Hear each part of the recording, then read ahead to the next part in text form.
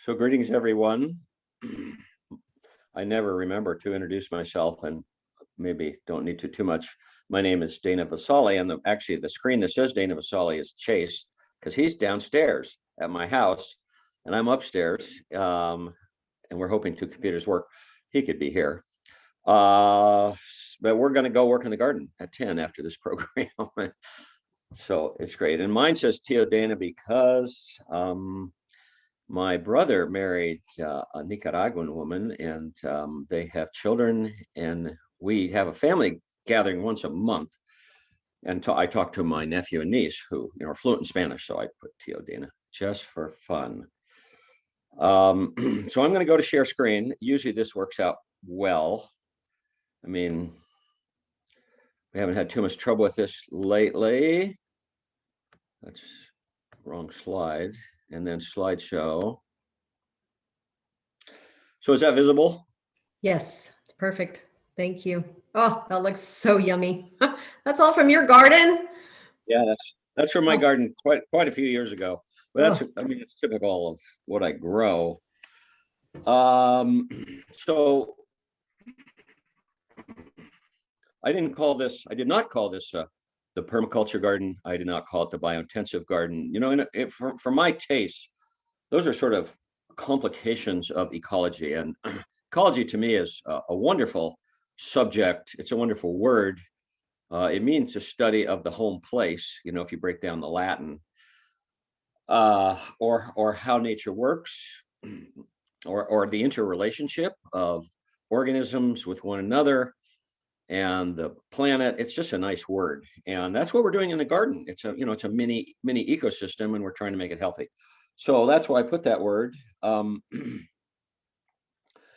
So I'm not going to, I don't think, talk very much about specific plants and how to deal with specific plants. I don't have a lot of specificity. I just know I plant them at the time when they'll survive, usually actually a little too early, and they look terrible for the first 2 weeks in the Methow because it's still cold, like these plants, peppers and eggplants. I tend to put them in, they tend to get too big by May 20th. I start them in pots, and then in the windowsill, and then I put them out in cold frames, and they start pushing up on the roof of the cold frames, especially the tomatoes. So I put them out at the end of May, and it's too early as far as I'm concerned, unless you cover them with something. Anyhow, we'll talk more about that. So what I am going to talk about, what I've been most interested in, is healthy soil, what that would mean, and how to extend the season in the spring and the fall. That's just what I've been most interested in. And so that's what Chase and I are going to work on today. And we started on actually February 27th, and we have some pictures of that. So this is part of my garden, 10 years ago. And the 2 points of interest that struck me with this picture, I don't have all that many pictures because I never thought of giving a presentation. One thing is there was no garden here. I moved here in the year 2000. This was not good soil. I spent certainly 100 hours going over this garden with a screen propped up on a wheelbarrow and screening the soil. So the soil went through the screen and into the wheelbarrow, and the rocks came out. And I'll tell you, it's one of the most enjoyable things I've ever done in my life. If you've ever done that, I had to stop myself after an hour and a half or 2 hours and say, you have other things to do besides get the rocks out of the soil. I think it's just our natural desire to nurture things. You could be taking care of a child, and the nice thing about the garden is it doesn't talk back really. It doesn't get in a bad mood. Anyhow, it was a pleasure. And so I took all the rocks out and was left with very sandy soil. And then it's a matter of getting organic matter into the soil. And that's the other aspect of this particular slide. In the far back is one of my 2 compost piles, and I'm all about big compost piles. And there's a close-up later on because there's another garden off to the left that sort of shows up later. But this is as big as it is, and the other garden is bigger because I sell at farmers market usually, except in COVID years. And there's farmers market, my stand at farmers market. So this is just saying, that little patch of what used to be rocky soil produces quite abundantly. And I thought it would make the point, although it'd be, this is a point better suited for somebody like Chase and young people, and it's hard to get young people to show up. But so I have made at farmers market about $12,000 a year. Well, that's on a half an acre, farming half time for half the year. I put in 20, 25 hours a week, and it's a great way to make an income. I mean, if you put in full time, that would be conceivably $24,000, $25,000 for 5 months of work. It's not a bad situation. In our community, you get reasonable prices for your produce. So there's a book there. I put a little red circle around it. This red circle comes up and then disappears. I've never seen anything do that. So I just wanted to say, I had that book out, Addicted to War. It's a great book. In fact, I have extra copies. If anybody wants a copy, I'll send it to you for free. So give me your address, email me your address, emails at the end of the program. The interesting thing is, farmers market made me take it off the table. So you can sell all the baloney you want, but if you try and give away the truth, you're censored. I just thought I would say that because I remain irritated. It's a great little book.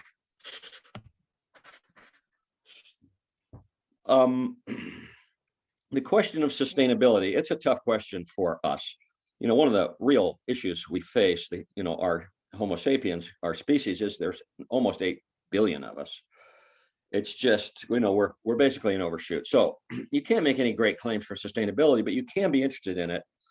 And I'm briefly going to point out here that the whole garden runs, I'm off grid. I've been off grid the whole time I've been here, 20 years. And the whole garden runs, the pump runs off solar. I do have a generator, but I mostly only use it in the winter. And I did have to use it in this winter, but it hasn't run for a month now because things have changed so much. There's so much more sun, so it fills up my batteries. This is it's not a complex system, but it's not a simple system. I think it's probably, including the batteries and the batteries I bought and had to then recycle, I probably put $30,000 into the system. So it's not as if you get off scot-free with solar, but it's probably good for 30 years. So it's $1,000 a year. I mean, just roughly speaking. And yeah, it's so small, it's beautiful. If you're on a solar system, you have to watch your electricity. You do not leave your lights on. You don't heat with electricity. You have to be careful about it. And that's a good thing, to be constrained in our energy consumption. Briefly on ecology. So if this is, the ecological garden, what does that mean? Ecology is the interrelationship. We're so interrelated. We don't know it. I mean, I wish I could grasp it. I think my life would be richer. I think our lives would be richer if we understood that we're interrelated with the organisms around us. So take your next breath. Where is it going to come from? You're breathing in oxygen. That oxygen was liberated by plants or photosynthetic organisms, 50% plants and 50% algae. But without it, we couldn't live. That's just one. I mean, and we breathe every second of our life. It's constant in a relationship, but we're not aware of it. So characteristics of terrestrial ecosystems, the ocean's a little different. Energy flows from the sun on a daily basis. The sun goes down at night. I think if the sun didn't come back up, it would get colder and colder and colder, or go to 450 degrees below 0 Fahrenheit. I think that's the temperature of space. But fortunately for us, the sun comes back up every day. And the planet captures some of that heat, captures some of it as heat, and some of that energy, actually, I think it's less than 1%, is captured by photosynthesis in hydrogen-carbon bonds, which we're going to talk a little more about, because I, for one, think it's so interesting. Anyhow, energy flows daily. We don't think of it in that way. And then it stops, and then it comes again the next day. Water flows intermittently from the sky. If you're growing a garden, you want to retain the water. You want to retain the energy. Nutrients are cycled. Number 3, nutrients are not flowing from the sky much. Actually, the nitrogen does come from the sky. But phosphorus, potassium, sulfur, the other nutrients necessary to life are in the soil. And if nature doesn't throw them away, nature preserves the nutrients, and that's what we need to learn how to do, is cycle them. Soil is the basis of life. We're going to talk about soil, and it's just shocking how alive good soil is. And I separated number 5 because I thought, should I take that out or should I leave it in? Ecosystems have relatively stable populations.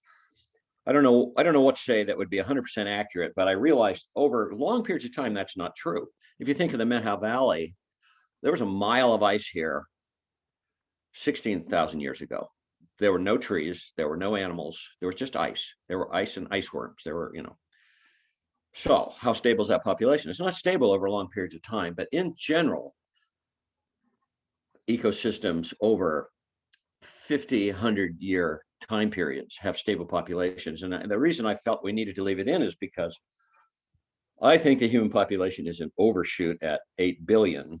And that comes up in a slide, just one, because this is not a program on environment, but the garden is an ecosystem. It is an environment. And it doesn't hurt to just bring these things up. Oh, yeah. So this is the one actually environmental slide that I just put in this morning. This circle shows all of the terrestrial mammals on the planet. And this is pretty shocking. And this was a report came out in 2019, 2018, I forget which, it's online. And I can send that to you if you want to see the actual scientific report. It says that of all the terrestrial mammals, 32% are human, 65% are domestic animals, and 3% are wild animals. We're commandeering all of the Earth's photosynthetic capacity and the habitats and ecosystems for human use. The domestic animals are our animals, and wildlife is being pushed to the margins. I went for a walk in Lower Pipestone yesterday, and all I saw were magpies. They're just, and all the land is former farmland, abandoned farmland. It's just good to be aware of it. And I think this is something we're addressing. Why would you want to move towards a more sustainable society? This is why, because we're taking too great a toll on this beautiful planet.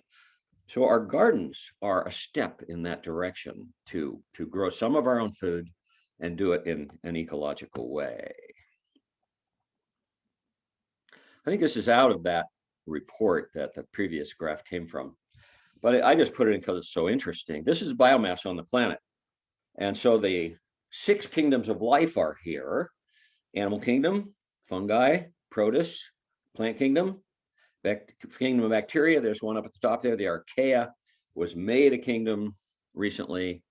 And viruses are not a kingdom. And as you know, there's some controversy. Are viruses alive or are they not alive? There's long articles about it. It's a good question, and it depends on your definition of life. But they don't weigh very much, but they aren't very big. You can get a lot in a small space. So maybe the primary point here is most of the life on the planet is plants, because only plants and algae, only photosynthesizers make their own food. Without plants, there would be no animals, which are called heterotrophs, other feeders. Heterotroph means other feeder. Plants are autotrophs. They make their own food. We don't think about it, but it's a worthy point, and it's part of the community of life. I'm not sure the plants would do so well without animals. Plants need carbon dioxide. Animals respire, put out carbon dioxide after we breathe in the oxygen. Soil. Well, this is a little complicated, but I put one circle in here up at the top. I just pulled up that black circle. So the first 4 items, 1, 2, 3, 4 on the left: bacteria, probably you can see this cursor, bacteria, fungi, protozoa, protists, nematodes, which are little worms.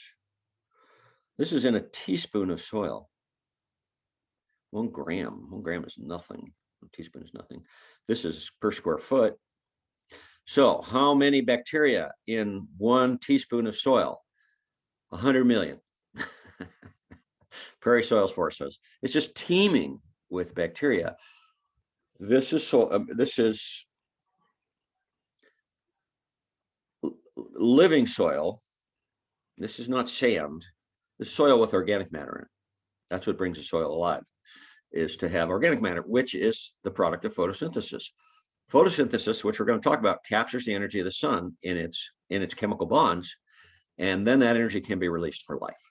So we don't need to look too much at this, but it's just that these things are abundant. Fungi, several yards of fungi in agricultural soil over here, forest soils, 40 miles of fungi in one teaspoon. Well, we don't have to believe that. Sounds incredible.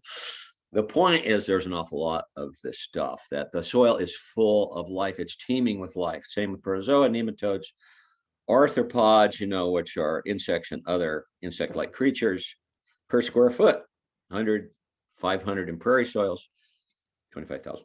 The point is the soil is vastly more alive than we would ever guess. This is a related image of the pyramid of life in 1 square foot of soil. And the point might be, for one thing, it teems with soil, it teems with organisms, but they feed on one another, and they're fed by photosynthesis. Where's the energy? Because these are all heterotrophs, other feeders. They feed on, they have to get their energy from somewhere else. Where are they going to get it? Plants is the answer. Actually, if plants were in this pyramid, they would be about 100 times the size of the bacteria, because as we saw with the biomass picture, plants are the primary producers. There's more plants than anything else. So plants are feeding this ecosystem. They have the energy of the sun captured in their hydrocarbon bonds, which unfortunately we're going to talk more about, and it feeds this whole system of life. It's just stunning. So here we go. 2 slides on photosynthesis. I've gotten so fascinated by photosynthesis. We saw this when we were kids, and I don't know if we got goosebumps at that time. I don't think we did. It was too boring, but it's not boring. It's so interesting. I mean, for starters, look what's going on here. This is carbon dioxide is coming into the plants from, sorry, I don't know why that happened. I'll stop spinning that thing. Carbon dioxide is coming into the plants from the atmosphere, and the plants are made out of carbon dioxide. The only other element in the structure of the plant is the hydrogen from water. So that hydrogen here, is going to be split apart by the energy coming from the sun. And the hydrogen is glued onto the carbon dioxide, and you get sugar. It's a magic trick. I tell kids at school they can try it at home, but it's not going to work out.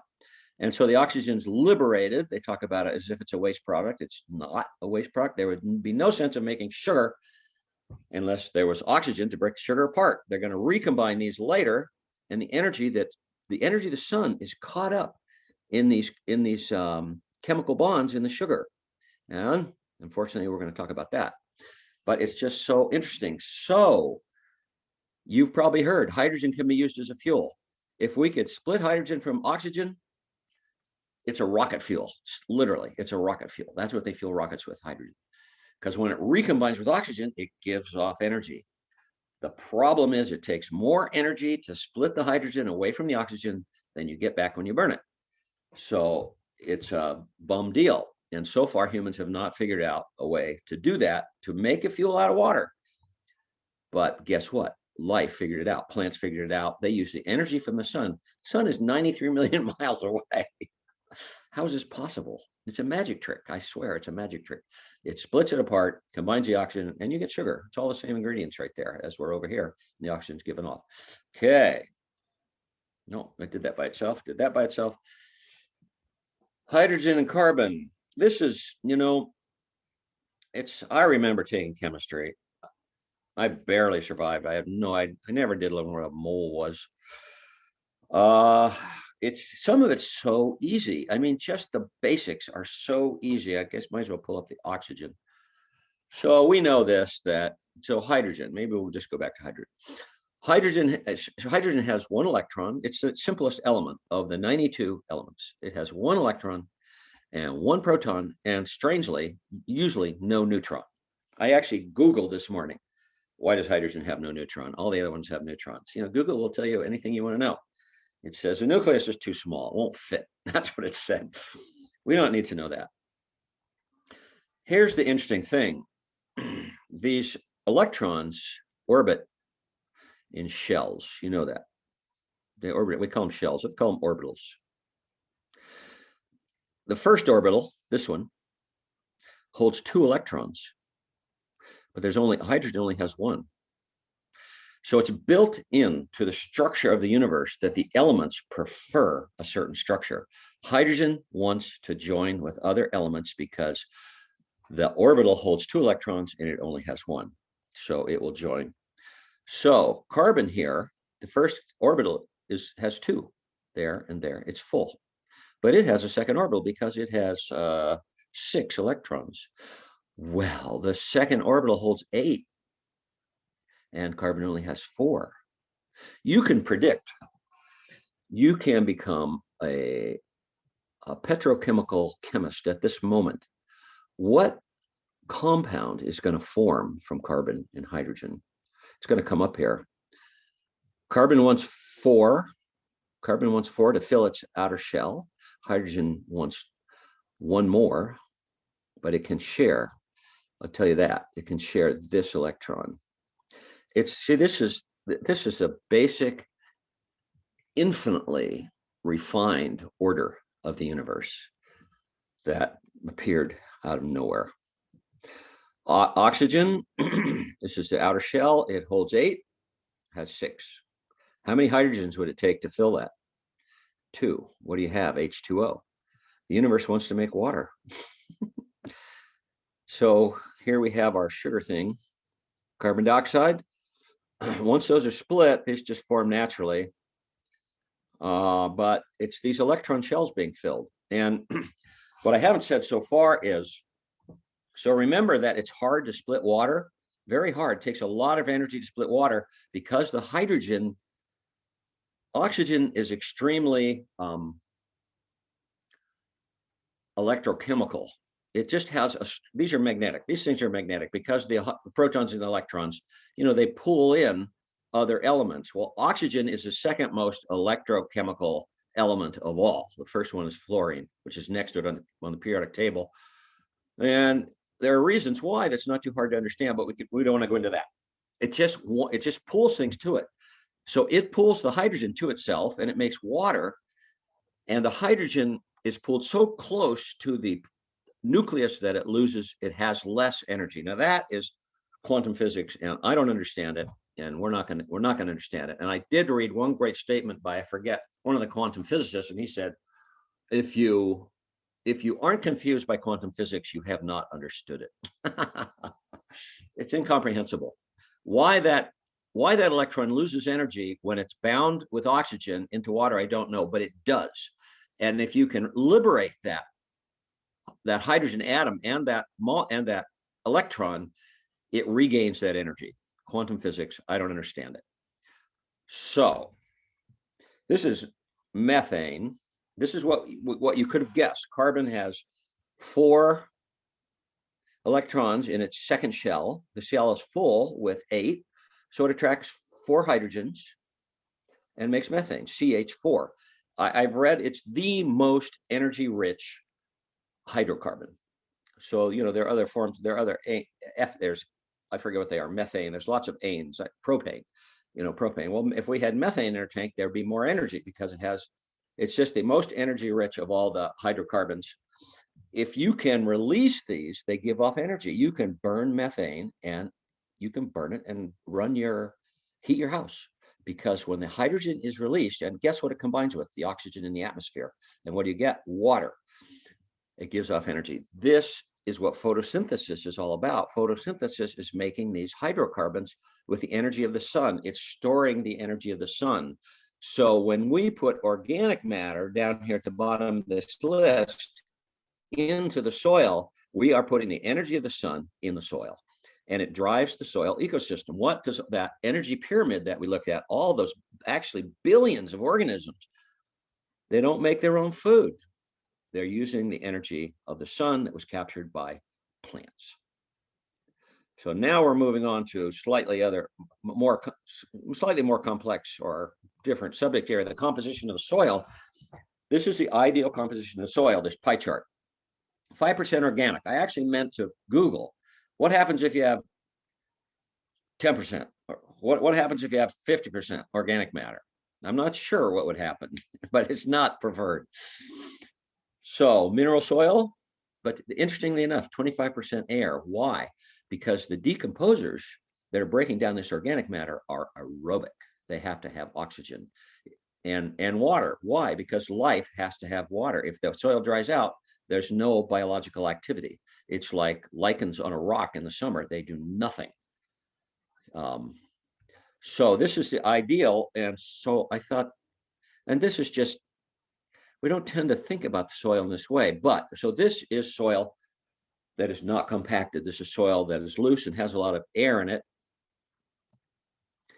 I have a slide coming up. I thought it was next, but it isn't. So getting that organic matter into the soil, this is how I do it. I make this big compost pile inside the bin. And what's on the left, so this is what this is actually taken 2 days ago, day ago. And it hasn't, the compost pile hasn't decomposed yet. I built it in the fall. I built this compost pile in the fall out of all the plant matter that came out of the garden. You have, 90% of it is plant matter that you're not going to sell or eat, the tomato vines and the pea vines and all the plant matter. It goes into the compost pile with whatever other organic matter you can scrounge up.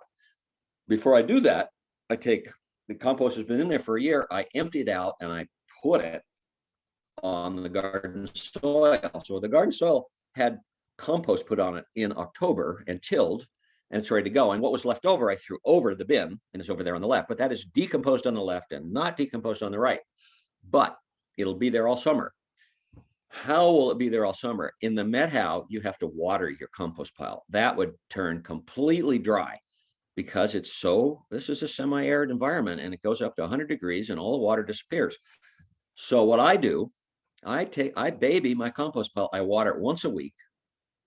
It's on a schedule, like every Sunday. Did you water the compost pile today? Oh no. Well, if it's Monday, then I do it. And I water it and then I cover it with plastic.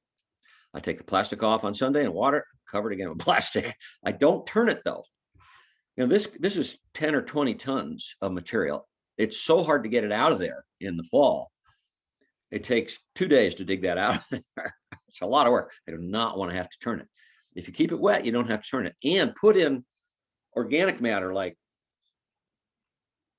straw that has air spaces in it, because the decomposition ideally is aerobic. You want air spaces in the compost pile. That's why you turn it, is to get air in it. But if you put in material like straw, and we're going to talk about the composition of the compost pile, it'll decompose itself largely. It's not perfect, but it's good enough. Good enough for who it's for. So here's Elliot Coleman. Now I'm just recommending him. His books are fun to read, easy to read. Elliot's, I think he's 80 or 82 now, but he's been around for 40 years writing these books. He's in Maine, and he's just developed a lot of good techniques. And we're going to talk about one or two of them for gardening. And these books are all good. And notice the middle one is something that I'm going to talk about on the third program, winter gardening. He's in Maine. It's a little milder. It's not a lot milder. It goes to 0 in Maine where he is. And that's probably his winter garden behind him in the greenhouse. So there's a way to grow food and have it in the winter. And we can sort of do it here in the Methow. So that's something to talk about later on. And he developed this technique. So he has this book, Be So Informed. So this is from Elliot's book, and this is how to build a compost pile. And there are techniques, and happily you don't have to be precise. But what you want to do is get the carbon nitrogen ratio somewhere close to what the bacteria want that are the decomposers. And what they want is about 20-1 of carbon to nitrogen. Well, we don't know how to do that. There's a little more information coming up on that. It doesn't have to be exact, but one of the things we learn is that dead plant material is high in carbon. Live plant material is high in nitrogen, not super high, unless it's a legume. Unless it's a legume that hasn't quite bloomed, that's when they're highest in nitrogen. So the idea would be to layer them. Ideally, he has them layered here. Straw, green material. He puts on a thin layer of soil, which is full of those microorganisms. Straw, green material, soil, straw, green material, soil. It's not that hard. It doesn't have to be exact. It doesn't have to be all at the same time. I'll tell you, if you do it right and you get the ratio, the compost pile will go up to 150 degrees. It gets so hot you can't hold your hand in it. It kills all the weed seeds. I do not succeed every year. It's hard to get material that's high enough in nitrogen. Cow manure is great. I mean, I get mine from Craig Bozel, but it's not the easiest thing in the world to get. So these are just, you saw my compost pile. There might be another picture of it. Yeah, there is. It's just made out of 2x12s, or 2x10s, but with air spaces, because it's aerobic decomposition with oxygen. But you can buy them. That one on the left, it says assembled from a kit. You can make them out of hay bales. You don't need a container. You can just pile it up if you have enough. It needs to have some bulk. It needs to be at least 3x3x3, or the bacteria can't function properly. So this is about that nitrogen carbon ratio. And this is not so critical. I mean, there's a lot of little details here and we don't have to memorize. The point is that, so at the top, it says green material is higher in nitrogen, generally speaking. Chicken manure is the best, and we know that. You can't put pure, fresh chicken manure on the garden. It's so high in nitrogen, it'll kill a plant, 7-to-1 nitrogen. I mean, you want 20 or 30-to-1. It says chicken manure is 7-to-1. I think that's 7 carbon-to-1 nitrogen, I would presume. You go over to the other side, brown. So leaves 60-to-1, straw 90-to-1. So see, those are low in nitrogen. You need some manure. You don't have to have manure, but it helps. And so there, in the middle of on the little green side, the left side, raw manure is 20-to-1. Well, that's what I find. If I can get Craig Bozel's cow manure and layer it in there, that's when it goes up to 150 degrees. It's so beautiful. I build it, I'm done building it maybe November 1st. And it just steams, just because maybe it snows on it. It melts all the snow. It's a beautiful sight. Anyhow, be so informed. And Elliot Coleman's all about this stuff. So this was also very interesting to me. So this is undisturbed soil and compacted soil, because when we drive on it with a tractor and we walk on it, we compact it. So I think the little pie chart on the left is pretty much what we looked at before, 5% organic matter. Green is oxygen, 25% oxygen. The problem is when you walk on it, there's no interstitial spaces. There's no space for oxygen, and it's down to 6% oxygen. It's very unhealthy for the soil and the plants, compacted soil. So I knew it, but it was good to have it reinforced. And so what do we do about that? Well, this is Elliot Coleman in his garden, and what he has designed are these wide beds. And here's a little graphic. I'm going to take that back out, but I'll put it in again. He grows generally speaking, 30-inch wide beds and 1-foot wide paths. Well, I've never done that, but I'm doing it this year. And we've already started in the greenhouse. So what there is here is less pathway and more bed. The people who use this called it intensive gardening. It's intensive gardening. You're growing more plants on the same amount of soil. I think it's a great idea. And I started doing it. And the idea of a 30-inch bed is you can easily reach for weeding and whatever you need to do. If you did a 2 wide, you wouldn't be able to reach. So this works out well. Here's a little diagram from his book, 30-inch wide beds. It doesn't have to be, it's not a rule.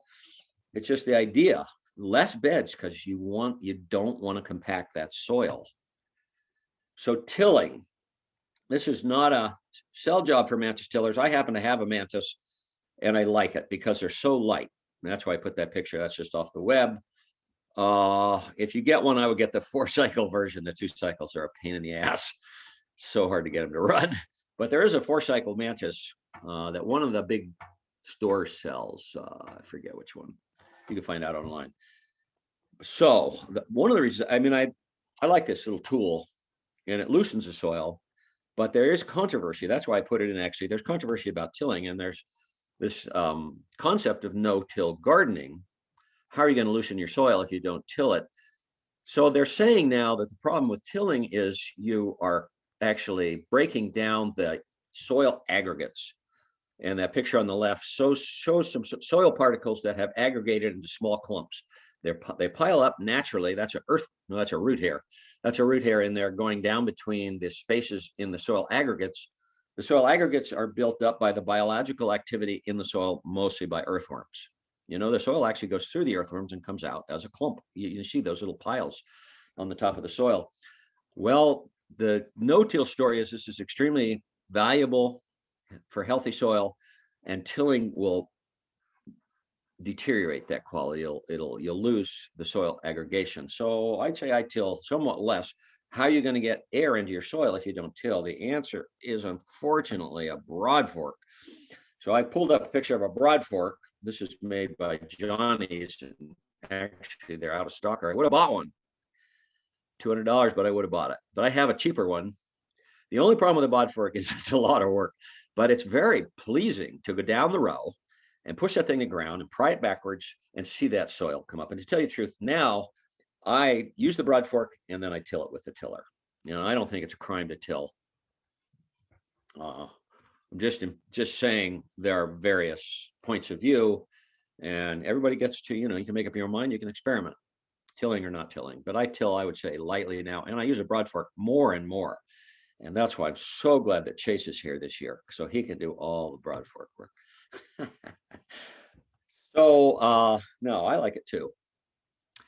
So there's early spring gardening, and there's what I called winter gardening. You can't really garden in the winter, but you can grow food if you have some kind of protected space. So here's a greenhouse. This is fairly big, 20 by 50. There are vastly bigger greenhouses in the world, the commercial growers, but a little greenhouse, it could be 10 by 10.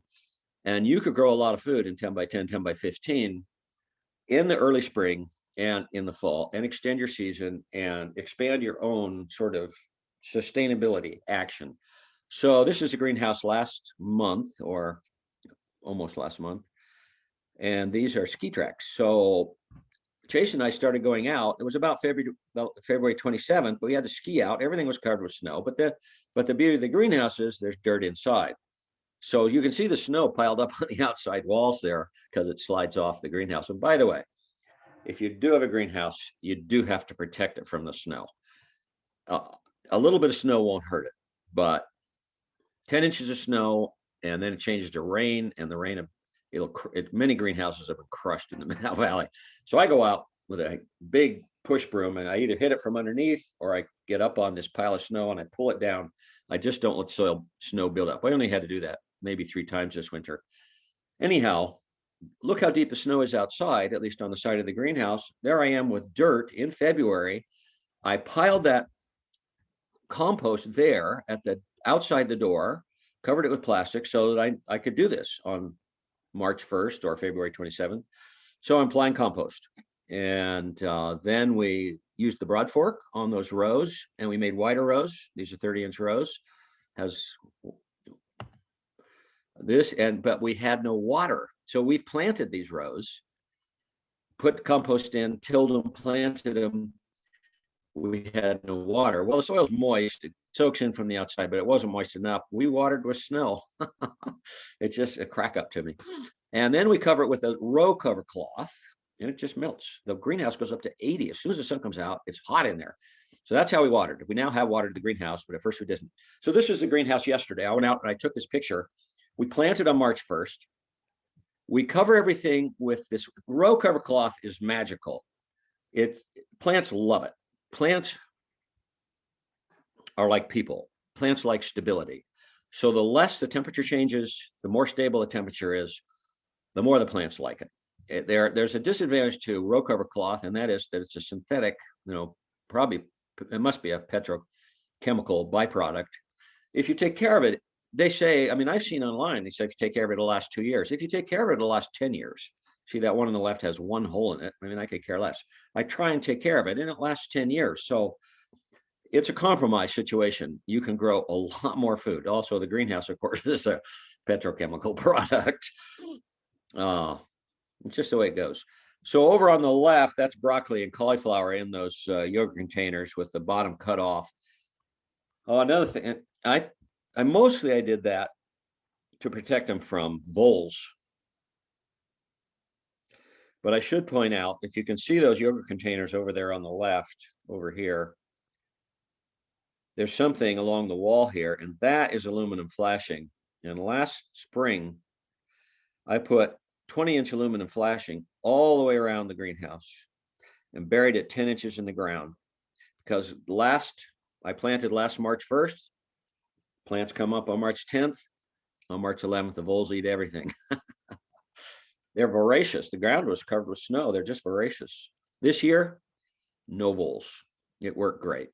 Again, a smaller greenhouse would be much easier to protect it in that way, but you have to work at it to protect your plants. Anyhow, here I took the row cover cloth off. So this is what it looks like today in the greenhouse. Well, it's not it's not ready to eat, but to have plants like that on April 1st in the Methow, when the snow just went off 3 days ago, it's a good trick. And these things will grow fast now because the sun is now high in the sky, goes up to 80 in the greenhouse. Every day goes up to 80. And we'll have, these are beets. The big plants are beets. And there are other tricks. The bigger beets in the foreground and the little carrots just to the left of the beets, I started in a tray. One tray, no pots, just a tray.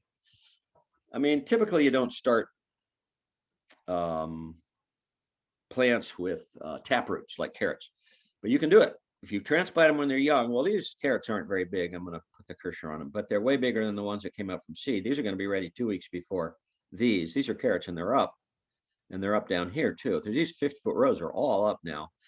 I'll have food by April 15th. That's the best you can do it that I know of in the Methow. If anybody does better, let me know. So this is a garden from some years ago on May 1st, because it was started on March 1st. It's just a way to extend your season.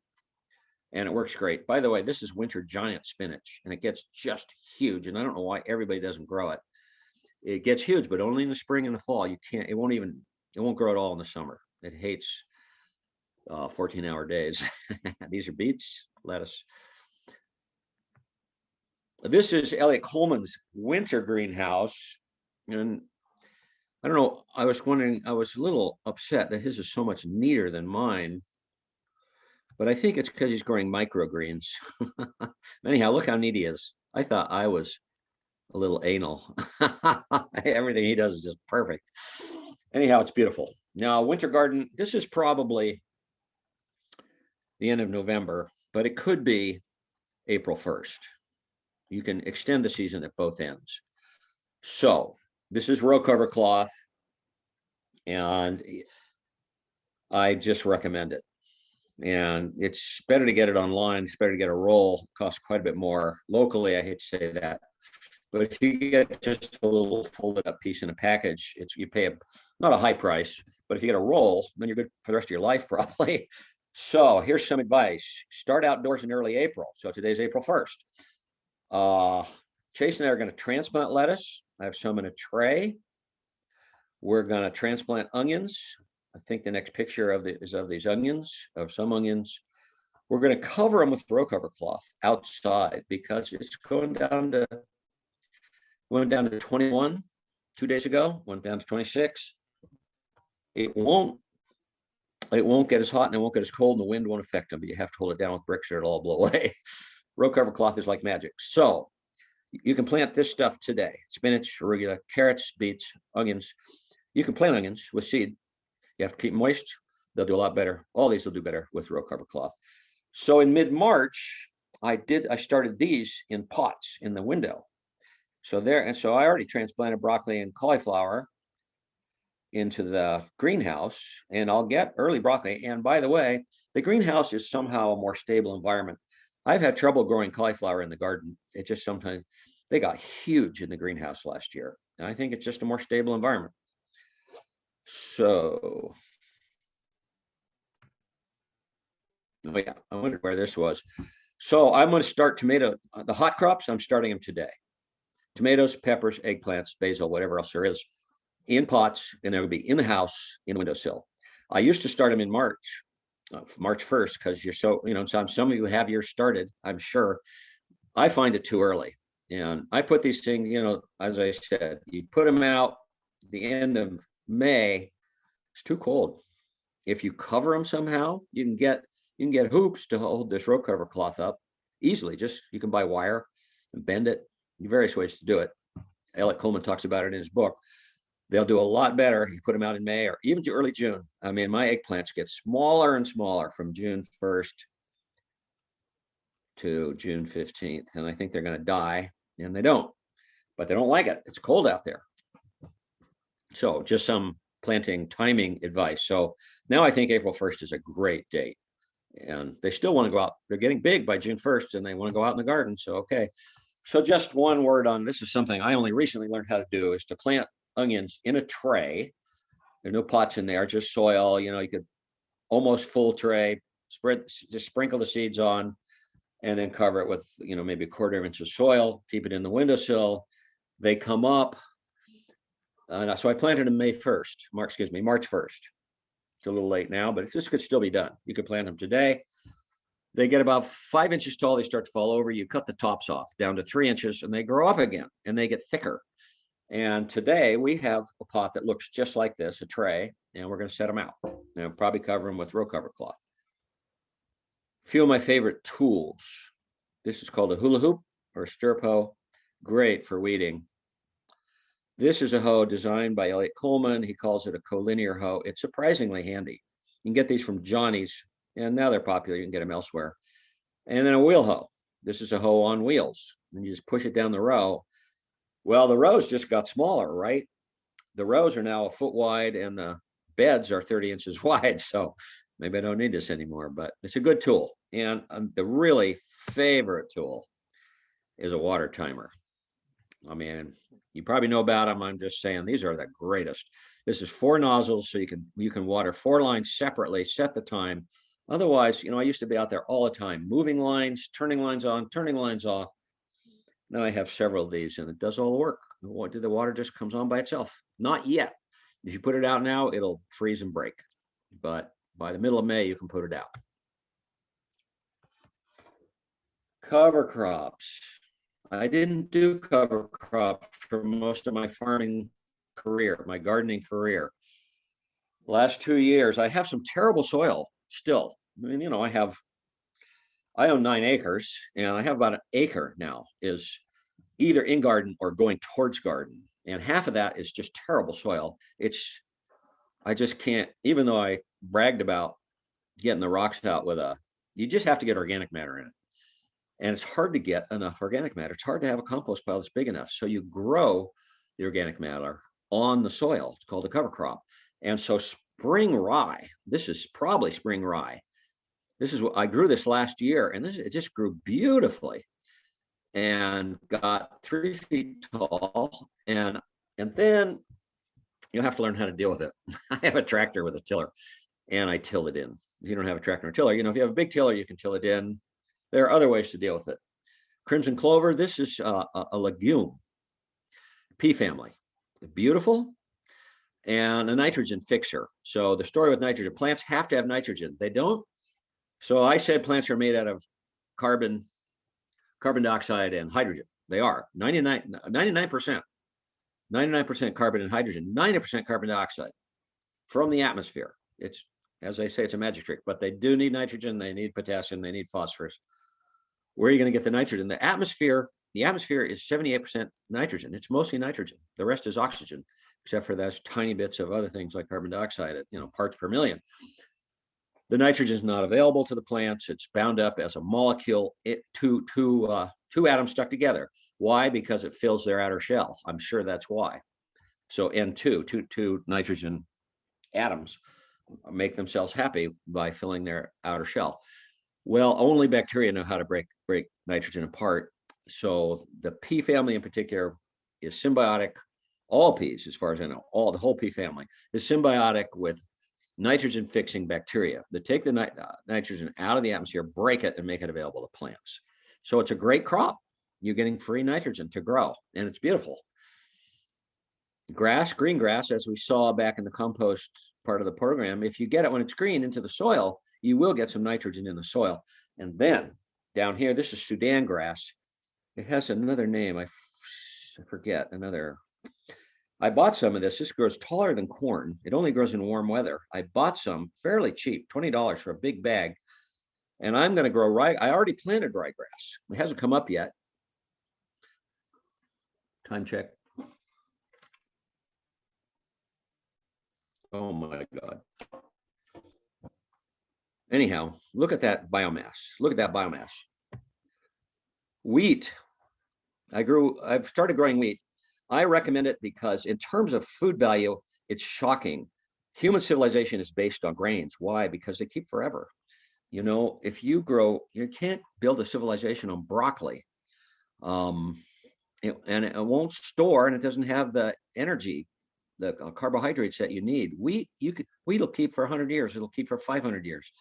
So this is last year's wheat crop and garlic, and I got this scythe. I just love this thing. There's this term, appropriate technology. This is appropriate technology for harvesting this wheat. Planted it with this thing, which only costs $100, a cedar. We're speeding. Oh, good. We're at the end. Ecology. So this is, if you want to live ecologically, you're going to have to rejoin the great cycle of all beings. It's, just a little joke, but it's true. We are, we are not at the pinnacle of the standing on top of the organisms. We are immersed in a community of life. And I think our lives are improved to the degree that we can incorporate this knowledge that we are part of the community of life. So we are wearing down the soil in the United States, the famous phenomenon. There's this book, this is free online, Farmers for 40 Centuries. How come the Chinese have been able to farm their soil for 4,000 years and they haven't worn out their soil? Because they recycled the nutrients. How did they recycle the nutrients? This is just a brief mention. I'm pulling up this book. This is my favorite ecology book, the Humanure Handbook. So here's the deal. We study ecology as if it's outside of us. Ecologists, there's probably not an ecologist in the world that recycles his own humanure. He's not interested in living ecologically. He just wants to study ecology. We need to live ecologically. Well, that may seem like a bit of a leap. That's why I only bring it up for a brief mention here. I'll talk about it more in the other programs. But, if we really want to live ecologically, then we need to rejoin this circle of life. We cannot throw things away, especially the nutrients. There are no more nutrients being delivered from outer space. They're all being cycled. Here's the Earth cycling, the best cycle of all. We know the climate cycles, the hydrosphere cycles, the atmosphere cycles. But look at this down here, tectonic cycling. The rocks cycle. The rocks, the sediments get washed to the ocean. The ocean crust is being pushed up against the continents. It sinks under the continents, subducts, comes back out as volcanic rock. It's a 200 million year cycle. Even the rock cycle, it's a trippy place. The planet is a trippy place. So I just got this quote. Fritjof Capra, I forget, he wrote a great book. I forget the title of it. He's written many books, but anyhow, ecology and spirituality are not different. Ecology is the scientific arm of spirituality. So I think this is the way to move towards spirituality, is learn how to live within the community of life and doing no damage or less damage. Possibly slightly over time, but we made it to the end. So if you Methow at Home here, the easy way to find it is just go to YouTube. They have a search box. You type in Methow at Home, and you get all of their YouTube programs, which they now have dozens and dozens. And the Naturalist is online if you want to see what it is and you don't subscribe. And if you want to message for me. And do we have chat? Anybody taking Yes, issue? thank you so much, Dana. Boy, that was fabulous. I learned so much, and I'm probably going to have to watch it a few times on YouTube to capture everything. So Tracy asked, do I get rats and rodents? I don't get rats. We actually probably don't have any actual rats around here. I get rodents, not in a bad way. When I dig it out, there's some voles made a home in there. But tell you what, I'm a vegetarian, so no meat goes in there. That's what they would be most interested in. I did fail to mention worms. I bought red worms, which red wigglers, and you can buy them by the box online. And they're a little different than earthworms, and they like rich organic matter, otherwise known as the compost pile. And there's a way to keep them over like when you dig out your compost pile, you have to, if you just throw the red worms onto the garden soil, they die. But there's a way to keep them. Maybe I'll remember to talk about that next time. Dana, Yeah. would you take yourself off the screen share so we can see you? Maybe I can do that too. I don't know. Stop screen share. There you go. Thank you. Is that There's the your right thing? beautiful face. Anyhow, so I was looking for comments, and I forgot I had failed to mention worms, and you can buy these worms. Yeah, so Sarah has a worm bin, and worm bins are great. Just a small compost pile, really. Other legumes. Well, favas, I've seen favas recommended, and don't they grow in cooler weather? I think they do, and they get huge. This is an endless. I've not used favas. It'd be good to try. Other native plants to use as a cover crop. You can go to the Methow Naturalist webpage, and there is a chart of cover crops. We actually put that together more than 10 years ago, but it's not as if they've changed that much. We just haven't updated it. But you can get a list, get Elliot Coleman's book. You can Google cover crops online. You'll be inundated with information. There are many, many cover crops, and those cover crops are available at the Twist Feed Store. I mean, you can go into their seed room, and look at them. You can talk to them about which ones are the best. It's a good process. All they need is water. In the Methow, it hasn't rained here for a month now, so the soil's wet because the snow just melted, but if it doesn't rain, they need water. Oh, grass clippings are the best. Grass clippings are the best. It's green plant material. They're full of nitrogen. When I pile up green grass clippings, they mold immediately, which is fungus breaking them down. So that's all I see. I don't know if there's any more. But that's an hour and 15 minutes, so we should bail. Yeah. We should go garden. Just if anybody has a quick question or comment before we say adios. Maybe not. Oh, I see somebody clapping. There's Nancy clapping. Nancy. Look at that Tracy Miller. She's always smiling. Oh, that was so great. Thank you, Dana. And thank you for joining in. And we'll be here next week.